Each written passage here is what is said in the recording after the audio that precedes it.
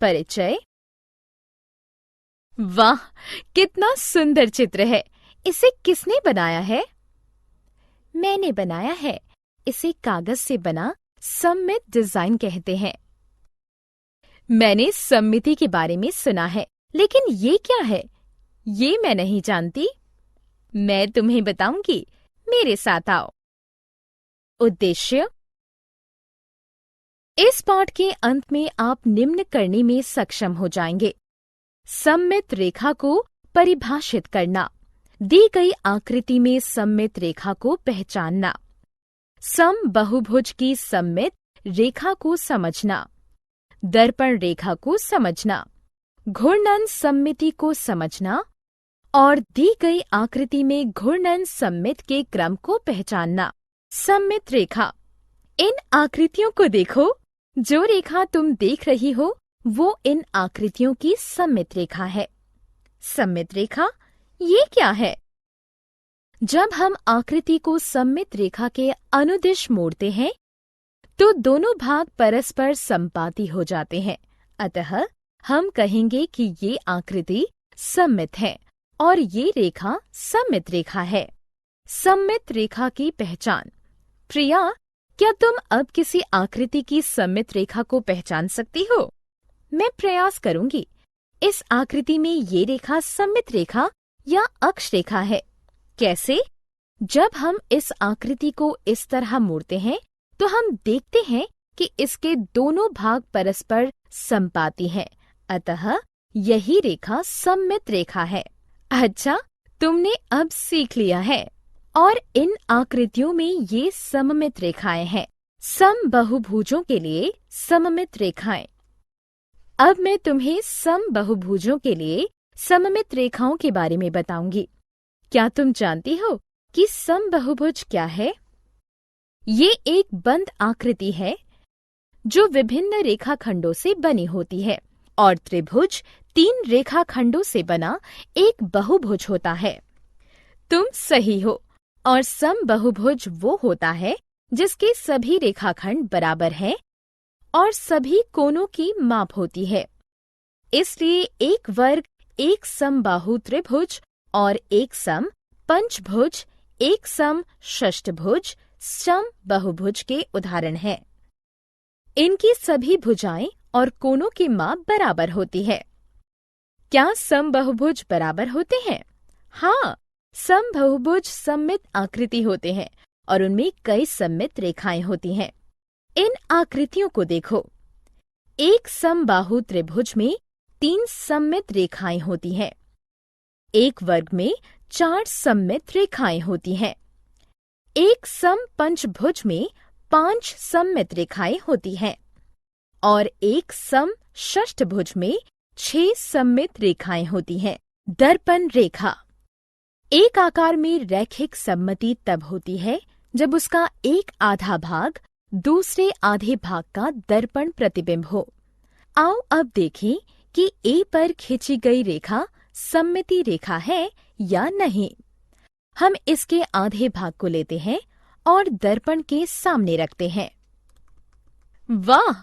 इसका आधा भाग इसके दूसरे आधे भाग के बराबर है। इसका अर्थ है कि ये रेखा सममित रेखा है। आओ एक खेल खेलें। कौन सा खेल? छेद करने वाला खेल। इस खेल में हम इस कागज को मोड़ेंगे और इसमें छेद करेंगे। ये बहुत आसान है। अब इस कागज को खोलो। हम देख सकते हैं कि दोनों छेद सममित हैं और मोड़ के निशान की रेखा इसकी सममित रेखा है। घूर्णन सममिति। अब इस घड़ी को देखो, ये गोल घूम रही है। इसका अर्थ है कि ये घूर्णन कर रही है।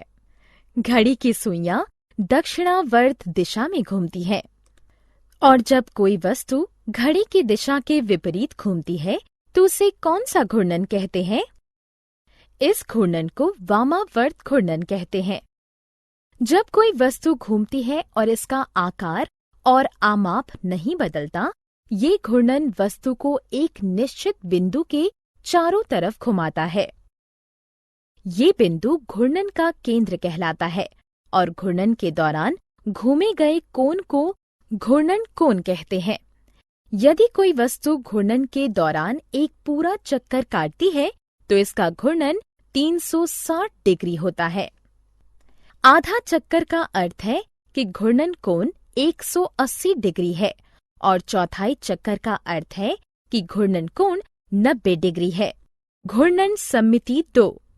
ये कागज की फिरकी है, इसमें घूर्णन सममिति है। यदि तुम इसे इसके केंद्र से 90 डिग्री घुमा दो तो कागज की फिरकी का आकार पहले जैसे ही दिखाई देगा। पूरे चक्कर में इसमें ऐसे 4 स्थितियां दिखती हैं: 90 डिग्री, 270 डिग्री और 360 डिग्री पर कागज की फिरकी बिल्कुल एक जैसी ही दिखाई देगी। इसलिए हम कह सकते हैं कि इसमें क्रम 4 की घूर्णन सममिति है। घूर्णन सममिति 3। प्रिया, क्या तुम बता सकती हो हमारे आसपास की आकृतियों में किसमें घूर्णन सममिति होती है? हाँ, जब हम किसी फल को काटते हैं तो उसके अनुप्रस्थ काट के आकार में घूर्णन सममिति होती है। कई सड़क संकेतों में घूर्णन सममिति होती है। रैखिक सममिति और घूर्णन सममिति। क्या तुम जानती हो कि सबसे पूर्ण सममिति आकृति कौन सी है? क्या ये वृत्त है? हाँ, वृत्त सबसे पूर्ण सममित आकृति है। इसको एक केंद्र के परित किसी भी कोण पर घुमाकर वही आकृति प्राप्त की जा सकती है। साथ ही इसकी अपरिमित सममित रेखाएं हैं। इस वृत्त के प्रतिरूप को देखिए।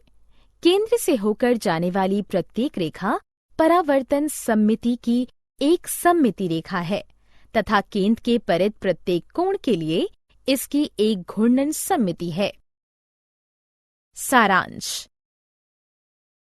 आइए हमने जो कुछ सीखा है उसे संक्षेप में दोहराएं।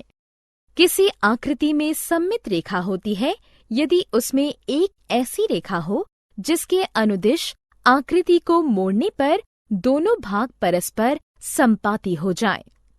समबहुभुज में समान भुजाएं और समान माप के कोण होते हैं।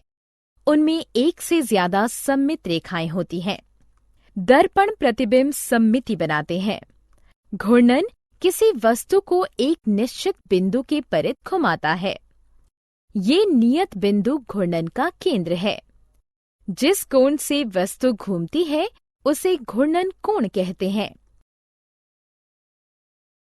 आधे घूर्णन का अर्थ है 180 डिग्री और 1/4 घूर्णन का अर्थ है 90 डिग्री। घूर्णन दक्षिणाव्रत और वामाव्रत दोनों दिशा में हो सकता है। यदि आधे घूर्णन के बाद भी कोई आकृति समान दिखाई दे तो हम इसे घूर्णन सममिति कहते हैं।